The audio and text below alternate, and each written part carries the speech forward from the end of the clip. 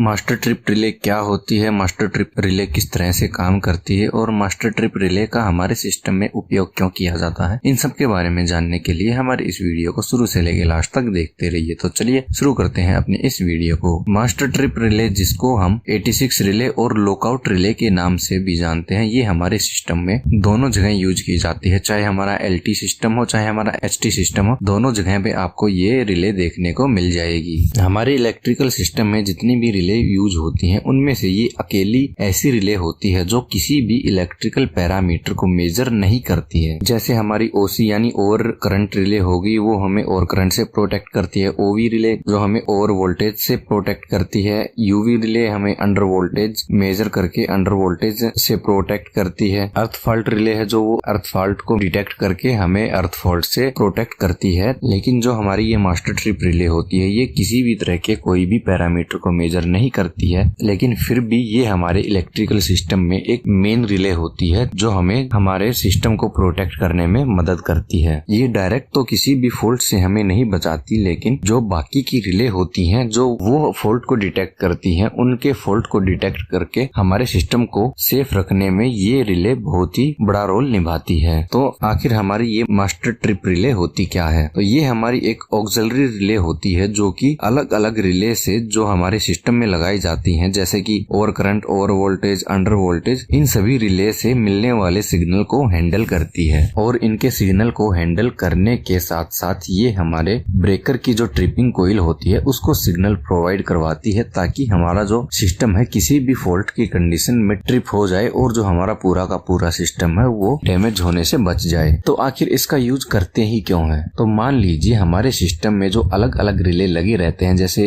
UV relay है, अर्थ fault है, over current relay, ये जितने भी रिले लगे रहते हैं, इन सभी के कनेक्शन हमें हमारे जो ब्रेकर है उसकी जो ट्रिपिंग कोइल है उसके साथ करने पड़ेंगे। लेकिन इतनी सारी रिले के कनेक्शन हमारे एक ट्रिपिंग रिले के साथ करना बहुत ही मुश्किल होता है, यानी कि यूं कहें ये इम्पॉसिबल होता है। अगर ऐसा किया तो जो हमारा सर्किट होता है वो बहुत ही कॉम्प्लिकेटेड हो जाता है। तो इसीलिए हम हमारे सिस्टम में मास्टर ट्रिप रिले का उपयोग करते हैं। हमारे सिस्टम में जितनी भी रिले लगी रहती है उन सभी रिले को हम इस मास्टर ट्रिप रिले के साथ कनेक्ट करते हैं, और जो हमारी मास्टर रिले का आउटपुट होता है वो हमारे सर्किट ब्रेकर के साथ होता है। तो जैसे ही जितनी भी रिले हैं उनसे हमारी मास्टर रिले को कोई भी सिग्नल मिलता है तो ये सिग्नल को आगे ब्रेकर तक पहुंचाने का काम करती है। तो जैसे कि हमने मास्टर ट्रिप रिले के साथ अपने सभी रिले को कनेक्ट कर दिया है, तो ऐसी कंडीशन में अगर इन सभी रिले में से कोई एक रिले भी अगर एक्टिवेट होकर सिग्नल प्रोड्यूस करती है, यानी हमारी मास्टर रिले तक सिग्नल को पहुंचाती है, तो हमारी मास्टर रिले तुरंत ही उस सिग्नल को सर्किट ब्रेकर के ट्रिपिंग कोइल तक पहुंचाता है और हमारे सर्किट ब्रेकर को ट्रिप करने का काम करता है। इसीलिए हम इसको मास्टर ट्रिप रिले कहते हैं। फॉल्ट कोई भी हो, कहीं भी आए, कोई भी रिले एक्टिवेट हो, उसका जो सिग्नल होता है वो हमारी मास्टर रिले पे ही आता है, यानी लास्ट में घूम फिर के जो हमारा सर्किट ब्रेकर ट्रिप होता है वो हमारी मास्टर रिले ही ट्रिप करवाती है। अब एक बार डिटेल में आपको बताते हैं आखिर हम मास्टर ट्रिप रिले यूज करते क्यों हैं। तो देखिए हमारे सिस्टम में जितने भी रिले लगे रहते हैं, जैसे under voltage, over current, over voltage, ये जितने भी रिले लगे रहते हैं ये बहुत ही महंगे रिले होते हैं। अब इनको हम डायरेक्टली हमारे ब्रेकर के साथ कनेक्ट करते हैं, तो अगर हमारे ब्रेकर की कोइल पे कोई भी दिक्कत आती है, वहाँ पे हैवी करंट फ्लो करता है, तो जो हमारी जितनी भी रिले लगी है उनके जो भी कनेक्शन है, जो भी पॉइंट हमारे ब्रेकर के साथ कनेक्ट है, वो सारे के सारे जल सकते हैं, जिनके कारण हमें बहुत सारे पैसों का लॉस हो सकता है। उनके पॉइंट जलने के साथ साथ जो हमारी रिले है वो पूरी की पूरी रिले भी खराब हो सकती हैं, यानी जल सकती हैं। तो ऐसे में हमें और भी ज्यादा पैसे का नुकसान हो सकता है। सो इससे बचने के लिए भी हम हमारे जो सर्किट के बीच में